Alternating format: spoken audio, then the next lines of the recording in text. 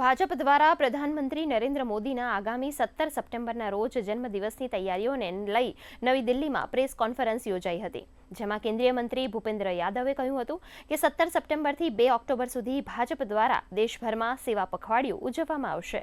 Bharatiya Janata party की ओर से सेवा पखवाड़ा का पूरे देश भर में आयोजन किया जाएगा। माननीय प्रधानमंत्री श्री नरेंद्र मोदी जी का 17 सितंबर को जन्मदिवस है। सेवा के साथ साथ उन्होंने पूरे देश को स्वच्छता का भी महामंत्र दिया है और आज ODF प्लस की ओर देश जा रहा है। आज पूरे देश के दूर दूर तक ग्रामीण क्षेत्र तक जल व्यवस्था, स्वच्छ जल की उपलब्धता और उसके साथ ही साथ हर एक जने को सम्मान के साथ स्वच्छता स्थानों की उपलब्धता भी कराई है।